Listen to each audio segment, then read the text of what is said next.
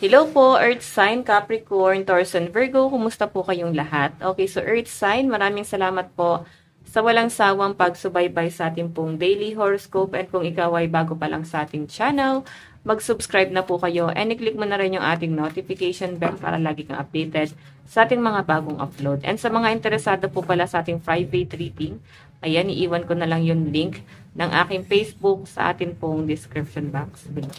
Okay, tignan natin guys. Medyo malaki lang to card natin. Okay. Focus ng energy ng mga earth sign. Okay. Focus ng energy ng mga earth signs.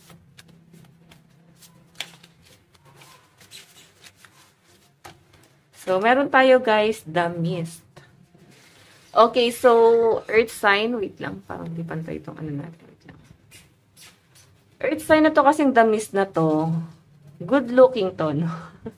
Good looking. Sa pinapakita sa akin guys, kompetensya. Pwedeng may mga kompetensya ka or may kumukompetensya sa inyo guys. Okay, so ang ibig sabihin din na to guys is parang madali nyo makukuha lahat ng mga bagay na gusto nyo. Okay, yun lang yun. Madali nyo makukuha. And dahil nga may potential ka, so may katangian ka, I think parang may talent din kayo and good looking, magandang babae or magandang lalaki. So maraming opportunity guys ang nagbubukas sa inyo. Or pwede guys talent, no? Na maibibigay nyo doon sa company. Okay? Or doon sa ina-apply yung trabaho. Or pwede nakikitaan ka ng potential. Something like that. So baka kasi guys may magalit. Porque ba good looking, may potential na. Kasi guys, sinasabi ko lang, si The Mist, kahit i-search nyo pa, good looking to. Kaya maraming opportunity na dumarating sa kanya. Okay, ang obstacle lang nito guys. Okay, ano to eh? Masyado siyang prangka. Masyadong prangka si Mist. And, ang problema lang guys, hirap siya na kontrolin yung mga sasabihin niya. So, maaari kasi guys na mamimisinterpret ka rin ng mga tao sa paligid mo. Dahil nga sa pagiging straightforward mo. Okay, dahil sa pagiging prangka. And siguro kailangan nyo guys samahan ng sweet words. Yun yung problema rito guys, no? So, hindi nyo guys kayang iwasan yan. Pero ang maganda guys sa The Mist, maraming opportunity dito. So, masisipag din kasi to, no? Lalo na sa mga earth sign, saktong-sakto sa inyo. Masisipag minsan parang mas nagdadamot pa nga kayo sarili nyo kaysa sa ibang tao. So, yung pera nyo guys, hindi naman sa pagiging kuripot, no? I think mas nilalaan mo lang talaga to sa mas importanteng bagay.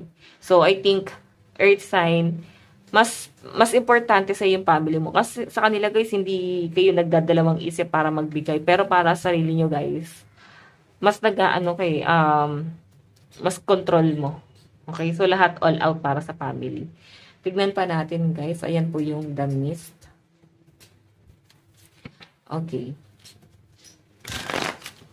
Overall energy ni Earth Sign. So, marami rin guys struggle dito, no? Pero sa pinapakita sa akin guys, may pagka-leader type kasi kayo. Okay, then parang tahimik din. Kaya parang walang natatempt, no, Earth Sign na pumatol sa inyo. Kasi prangka ka na eh. Okay, walang gusto lumaban. Or, alam mo yun, parang isahan ka. Wala, kasi tahimik lang kayo. Pero once na magsalita ka, prangka to. Tignan po natin. Meron tayong 5 of Pentacles. Ayan, may nakita akong struggle sa pera. Pero tignan muna natin. May problema ba guys sa pananalita nyo? Na parang kailangan nyo daw guys, control yun eh. Okay, okay. So, magkakaroon nga guys ng misunderstanding. I think yung iba sa inyo parang nagtitipid talaga kayo. Meron kayo guys sineset na goal. Yun yung parang mas, focus nyo kung bakit parang tinitipid mo din yung sarili mo. And, nami-misinterpret, ayan, may misinterpret ka rito siguro dahil sa partnership or pwedeng dahil sa pera, pwedeng hindi man mag-offer. I think may magsasabi sa inyo na, okay ka naman sa pera, ba't tinitipid mo yung sarili mo, ganito, ganyan. So, I think kasi, ganun mo lang talaga guys, i-value yung pera. Kasi alam mo kung gaano mo siya kahirap kinuha. Okay, alam mo kung gaano kahirap kumita ng pera. Okay, lalo sa panahon ngayon, ang hirap guys kumita ng pera. So, Ayan na nga guys, 2 of Cups tapos 5 of Pentacles. Kahirapan sa pera pero ikaw ay hindi na nawawala ng pag-asa. Meron ako nakakita rito na meron kang tinitignan sa malayo. Like, siguro meron kang tinitignan na ano ba to, mag-change ka ba ng career? Or pwede naman earth sign na change direction. So, pwede magka-cross country. Yun po yung nasasagap ko, no? Okay, so hindi ka naman guys nangangamba kahit na may conflict sa pera kasi alam mo na meron kang, alam mo parang meron kang ibang plano. So, hindi ka nangangamba. Naniniwala ka nga sa kakayahan mo eh. Tignan pa natin guys.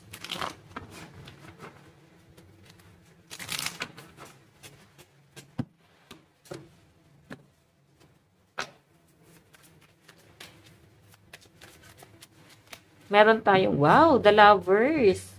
Earth sign. Sobrang mahal na mahal mo yung person mo. So, lahat ng ginagawa mo ngayon, plano is para sa pagsasama nyo, guys. Meron kayong magandang plano ng person mo. The High Priestess. Oh my God.